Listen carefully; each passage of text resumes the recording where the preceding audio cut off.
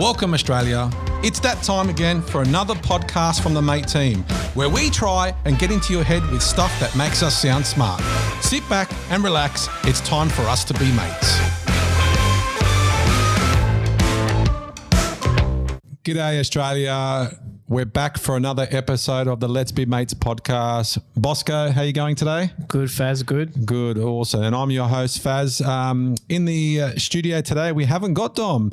You know, congratulations to Dom. Him and his wife gave birth to their second boy last week, Xavier Samuel O'Brien. So congratulations to them. And they're getting used to having two kids, which is awesome. In today's episode, we are talking with Craig Hutchison. Konrad Marshall from the Sydney Morning Herald summarised Craig as Craig Hutchison, or Hutchy as he is known, is chief executive and majority shareholder of the Sports Entertainment Network, a company he created 15 years ago as a tiny PR agency named Crocmedia. Later, Crocmedia morphed into a prolific creator of syndicated sports radio content and is now a byzantine beast that owns and operates 21 radio stations across Australia with broadcast rights to the AFL, NRL, soccer, cricket, basketball and more. With about $70 million in annual revenue, it has turned this country boy and university dropout into a millionaire media mogul.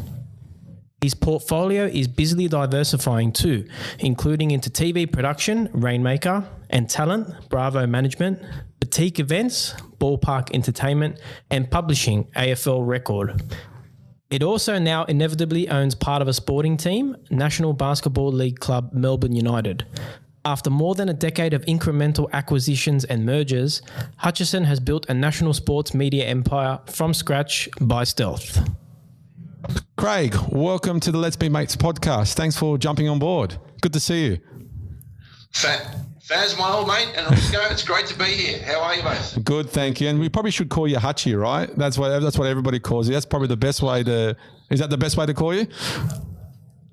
Even my stepson and my partner call me Hutch or Hutchy. Hutchy's 98% of the world. So, if you called me Craig, I think I'd be in trouble, Faz. Well, hey, same with me. Right? The only people that call me Mark is my mum. So there you go, right? So in the same boat. And mate, look, thanks for joining us. You know, we love this podcast. We give our listeners and our customers a bit of insight around the entrepreneurial world. You know, why we choose to do what we do and why we love what we do. But before we get into that, let's start with learning a bit about you, Craig. So tell us about yourself. What are how do you describe yourself, and what are the things you love to do outside of what you do in the world for work, that is?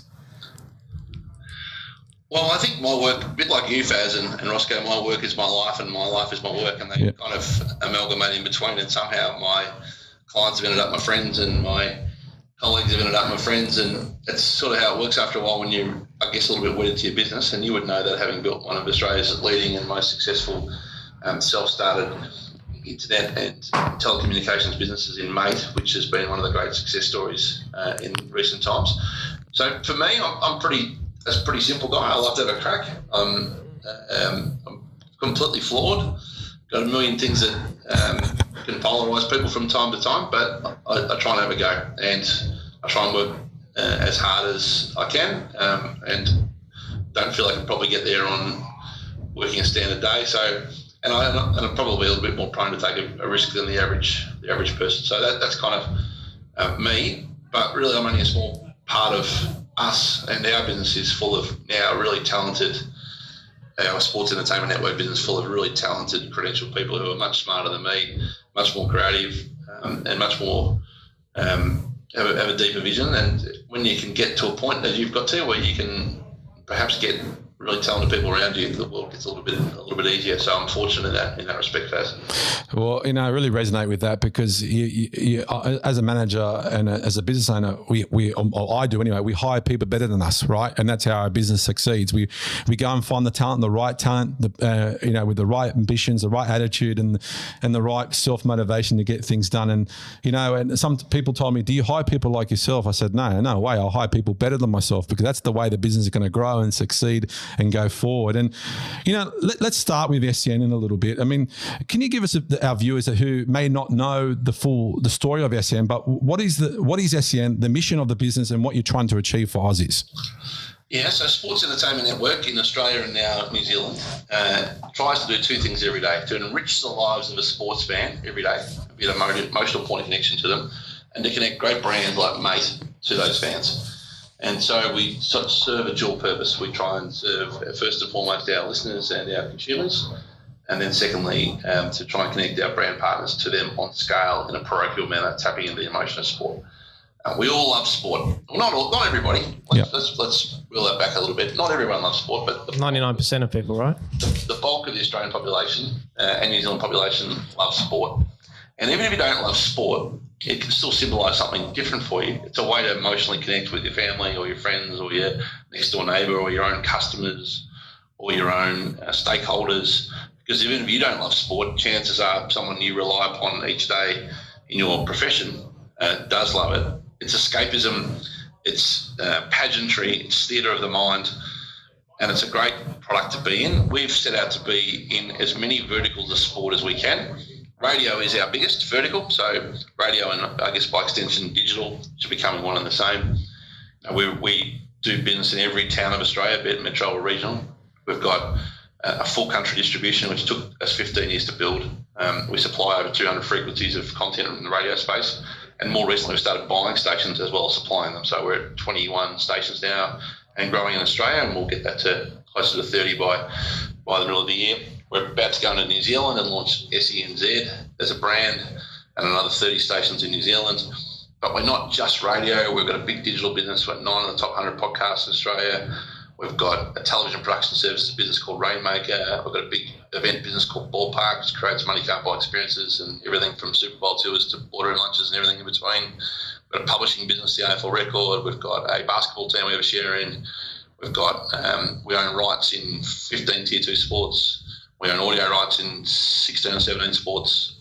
And all of those things really do the same thing, try and make a fan's sport experience better each day, whether it be in radio, television, stadia, digital, print, event, activation or otherwise. I've got a couple of talent management businesses too. Or we connect a brand to a fan through those environments. And so sport's our fairway. Listeners, viewers and consumers connect very emotively to sport, and that is a great area for brands to tap into that fanaticism of the sporting sphere. And that's kind of a bit of a long way of saying we're in the sport game. Yeah. Well, mate, we really resonate with that. At Mate, we've chosen sport as the theme of our brand, and because we know that everybody's got competitive spirit in them, right? And what's the biggest way to bring out competitive spirit? It's through sport. And what's the biggest thing that we want is we want fans as customers, because fans stay longer, fans are more loyal, and we're the biggest fans. The fans are in sport, right? And so we love the vision you've got for SEN, and that's why we love to be involved. Well, I love what you've been able to do with the brand. You've been able to connect to consumers, through really key parts of Australia, using in part sport as a means to do it. You've done a great job connecting in communities yourself, and I think that's the other thing about sport is it's a part of every community, and it looks different in each community. We try and be part of every town we do business in one way, shape or form. You've been able to do that on a big scale with your ambassadors there that I'm looking over their shoulders at the moment in Sam Keith and Matty Ryan, but also you've been able to do it in a granular level in towns like Gosford, and the way you've been able to be, get grassroots and be an advocate for sport and support. And so that's the thing I love about sport is it's the thing that makes your heart swell each week. Yeah. It's your escapism. If you're a parent, you connect in so many ways to taking your kids to sport on Sunday. They might only get one kick, but it's the most magic part of your week. Yeah, sure. That's what sport can do. And I was just reflecting that this morning, Faz. I took my 11-year-old stepson for a little jog this morning. I'm not the sort of guy that runs too often, as you can probably tell down the Zoom call. But we ran around the MCG. It was shut at 6 o'clock this morning. We ran past all the statues and the legends, and he was I could see him just visualising one day being inside and being part of it. And that's what it does. It's that ability to connect through family and aspiration We all love sport. Oh, absolutely. I mean, for us, it allows us to make this business mean more, right? We've got this grassroots program that we're doing at the moment where we're investing in grassroots clubs, whether it be football, rugby league, etc. And we're giving a little, but it means a lot to them, and it just means more. And it's not just about our business. Is not just about selling internet and mobile. It's way beyond that, and that's what I love. Why we do what we do, which is awesome. Well, I think the great thing with sport and Mate have got in common is its connection in its purest form. Sport is an emotive connection piece. Mate is providing pure connections to Australian consumers every day. It's helping them stay connected, and that's what sport does in its genre. So you've got a lot in common with sport as a profession, because you're helping people. You're really, in essence, doing what we're doing, trying to enrich the lives of all fans every day. Absolutely. So Hutchy, Mate has what we feel is a very relatable story for entrepreneurs who have the ambition and motivation to see their business idea become a reality. So your story around how you started SEN and what you've achieved is something that everyone should hear, and is something that really resonates with us. So just give us a little bit about your journey, how you started the business, and how you got to where it is today, basically. Well, yeah, I mean, I was a television journalist till the age of 30. I was spent, burnt out, and had probably gone a bit hard at it and been a bit crashed through. So for me, I'm very fortunate to have done that, because it helped me build in the southern markets at least a semblance of a profile that I could take into the next period of my life. But and it helped me understand footy and sport. But in essence, I didn't get going till I was 30. I'm not trained as a businessman. I'm not. We have 70 sales staff here, and all of them are better trained than me, because they've all worked somewhere else here, where I haven't worked anywhere else in sales other than being self-taught.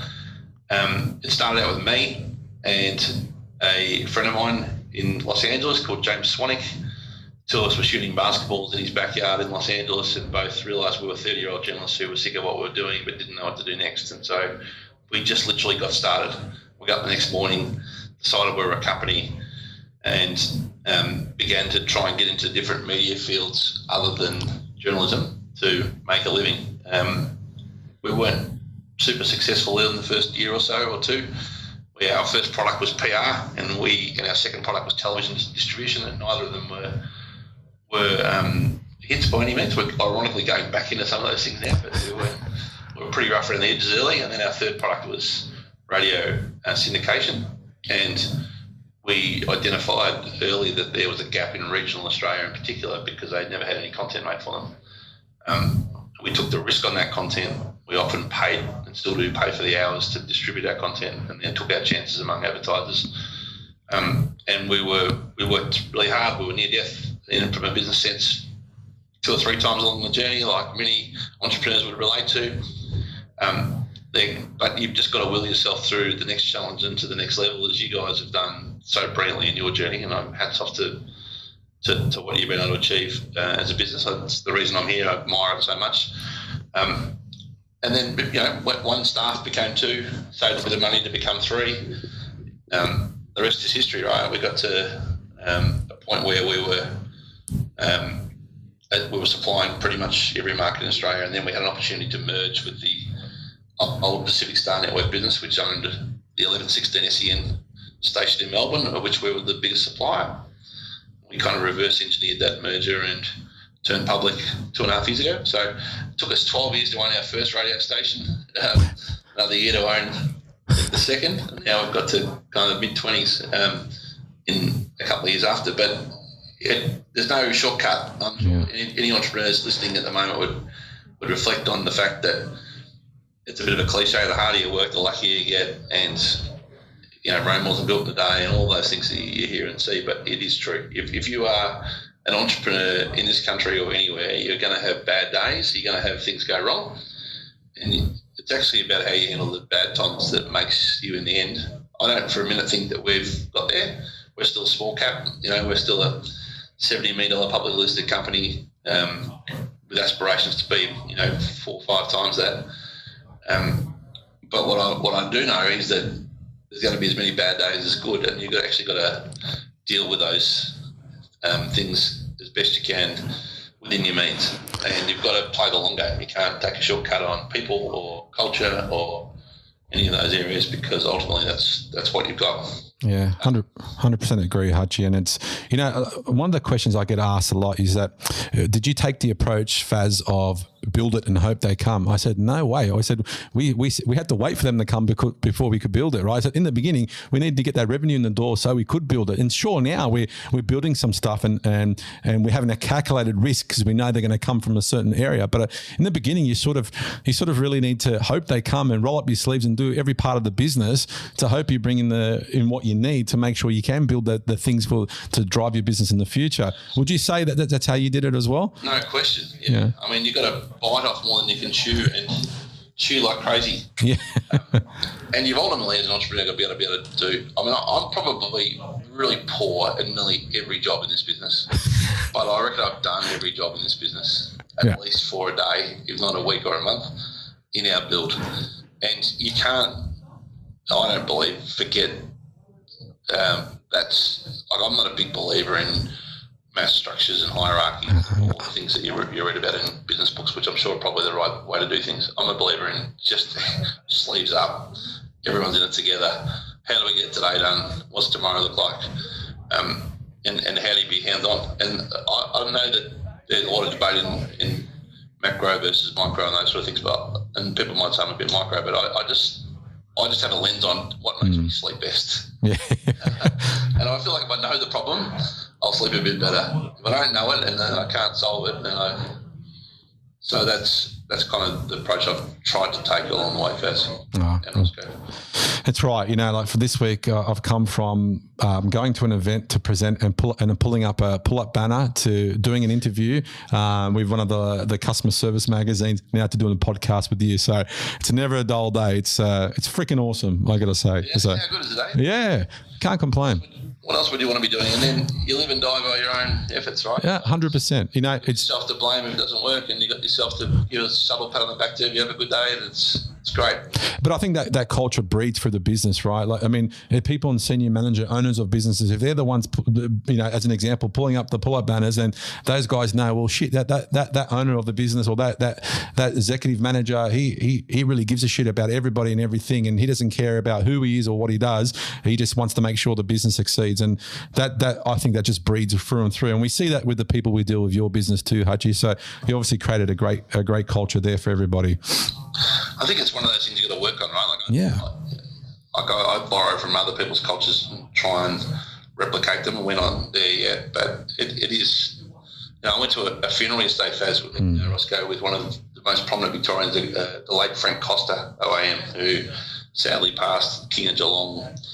It was a state funeral funded by the state government, very influential Victorian. And the things that were spoken about at his funeral were the things that you just hope one day in business that, he went through.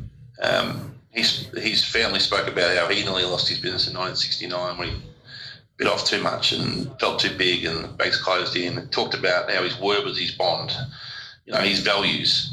A handshake, if you shook his hand and he said this would happen, that's what happened, and it didn't matter what paperwork or contract supported, he just knew his hand was his word. He looked after his family first. It was family first and business second, close second. He was patron of 36 organisations in Geelong. He was late for every meeting because he can contribute to everyone's life. And he left a legacy, and he had things in his culture of his business, like they had 52 values as a business, which is a lot. They won a week, and each week they'd celebrate that culture.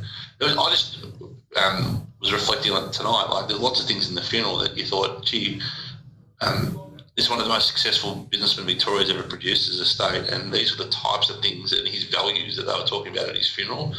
And it reminds you what you want to be one day. You would want to be in 30, 40, 50, 60, hopefully 70 years from now, people talking at your funeral and say you had that type of integrity.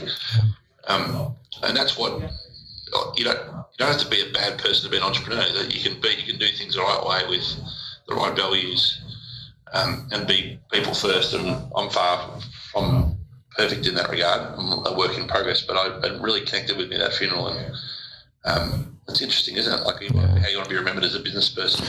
You do, it is. And you're absolutely right. It's something to really reflect on. I always think to myself, what are people going to say at the end of this business about what I did and how I did it? And, I hope for the best, and all I can go in and say that, I did my best, and I lived and did things the way I felt were the right way, and I got to be proud of that, right? So, but and you're doing that. Look at the story that all of you have been able to build and achieve, and you're really doubling down on making this brand come to life the way you are, and I really admire it. Oh, I appreciate that, Hutchy. And, that comes into our next question is that, all businesses start with an initial purpose, which is to solve a problem or fill a gap, right?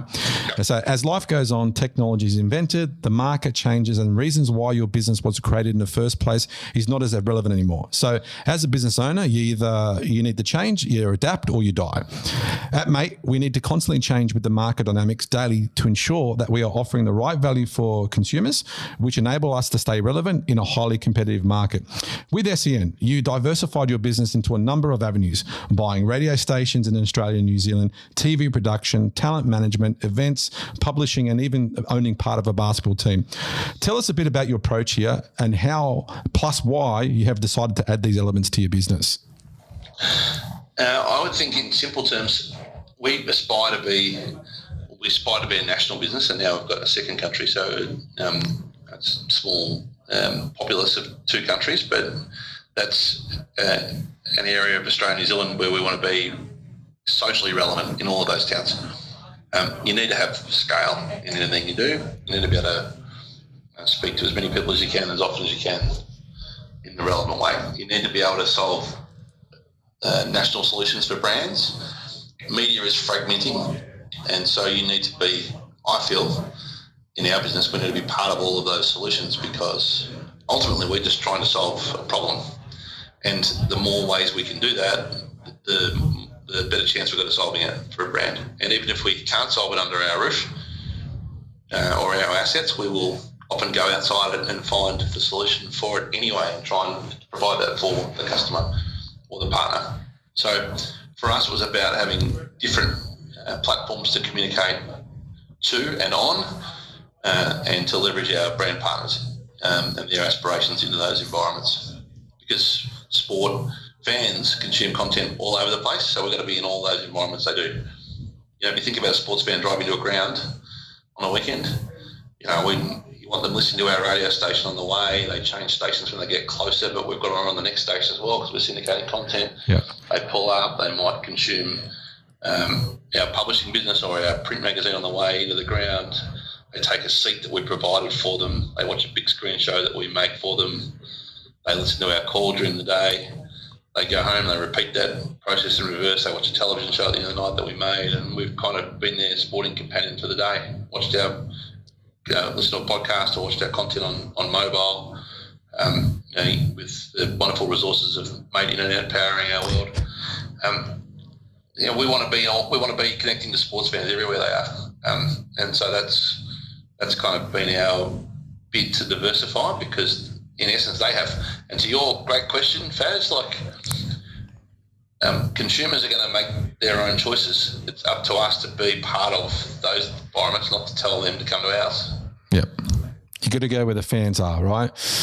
Yeah, 100%. And it's interesting. Like we in our business, we're looking at so many different avenues, the way our business can go, and none of them include internet or mobile, right? Because we've built a brand that people are fans about. They feel like they have a connection to us, and they're looking for more, and we want to give them more. And I see that with what you did, right? You started somewhere, you gave fans something, and they wanted more, right? And then you found that, and you delivered that, and which is fantastic. And I see so many synergies in that sense, and such a good way to do it. And how you think about it is fantastic. And I would love to get into all those different places like SEN does, because I think we've got the passion and the power to do it. So watch this space, everybody. I don't really doubt. I would never ever doubt you, Faz. Well, thanks, mate. Hutchy, you're a personality that is well known in the sports industry, and you have a strong voice that gets attention. At Mate, we see personality as a key driver for consumers choosing us. For example, Sam Kerr and Matty Ryan. How important do you see a business or a brand having someone with a voice to represent them? It's essential, and I'm a big believer in having advocates drive your business. In our world, we've been fortunate to hire, I guess, big name men and women sporting identities to do that really to our listeners, on behalf of our brands, and I guess by extension on our behalf. We've tried to do that in every part of the country differently, Roscoe. You look at our investment in Adam Gilchrist in Western Australia and his programs and involvement in our world. You look at Kane Corns in Adelaide. You look at Daisy Pearce, who's just a remarkable female athlete nationally. You look at we announced Cameron Smith today, boost our Queensland presence and to connect more deeply with Queenslanders because he's probably their most favourite ever son or daughter. You look at Matty Johns in Sydney and Andrew Voss, and you look at Waitley and Gary Lyon and Tim Watson and McCullum in New Zealand, and we believe, and they're all characters in their own right. They're all, and I don't know about you, Roscoe and Faz, but I look for two things. They've got to be a character or of character or both. Yep. And if you are, it's more important to be of character than a character, but it's great if you're both. Yeah, absolutely. Yeah, and especially if they're talented people as well. I mean, like if we look at, we chose Matty Ryan and Sam Kerr mainly because they probably fitted the what's the vision of our business, right? Yeah, sure, we're football fanatics, and we've always been football fans, but they're both the captain of their countries. We're trying to be a Australian-based business that makes a difference. They're both at the top of their game in what they do, and I think having a representation or visual representation like that just takes your brand to the next level, right? And I think if you look at your Bravo management, I'm sure you've got a lot of people in that list of a group that you have there that can easily represent businesses. And I think it's just so powerful, right? Remember, when you see a brand, there's a couple brands out there. I'm probably going to drop a competitor's name here, but there's a brand called Felix. They've got no vision, no identity, right? People recognize us because we've got people representing us that mean something to the people that are buying our product, and I think that's the connection that comes nice and easy with talent representing your brand. No question about that. Yeah. Look, Hutchy, I mean, I think we've had a great conversation. You've told us a lot about your business and how you go about it. We love your entrepreneurial flair. I think you've done some great things, especially for the sports fans. We love your story. We love the business that you've got. We love the people that we work with at your business, and we just think it really resonates with who we are. And look, mate, I think lastly for our listeners, where is the best place they should go to experience the world of SEN? The easiest way is to download our SEN app, and you can connect in the state you live in the content and the way that we think you might choose, but you can always tell us differently and choose a different way to consume our content. Simply click on the settings on the SEN app and you can choose your own experience, or you can listen to us in basically every market of Australia, be it metro or regional, on your local radio station. But download the SEN app and you can be part of our world. And it's all powered, of course, by our friends at Mate. Choose an internet provider you can trust like a mate. Choose Mate. Oh, you've got it down, Pat. Thanks, Hutchy. Look, really appreciate your time. Thanks for joining us, and mate, we'll get you back on in the near future. Thanks again, gentlemen. Thanks. Thanks for listening to the Let's Be Mates podcast by the team at Mate. Search for the Let's Be Mates podcast on iTunes, Spotify, YouTube, and at letsbemates.com.au. Hit subscribe to get the latest episode each week. For all your telco needs, choose a provider you can trust like a mate. Visit letsbemates.com.au, Google Mate, or call us on 13 14 13 to sign up today. See you soon, mate.